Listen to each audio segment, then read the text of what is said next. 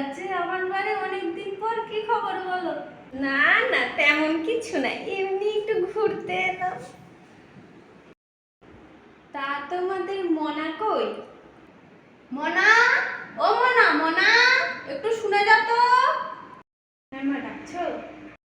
মনা, যা তো মা, এক কাপ চা করে নিয়ে আয় তো। কাকিমা অনেকদিন পর এসেছে। কাকিমা ভালো আছো?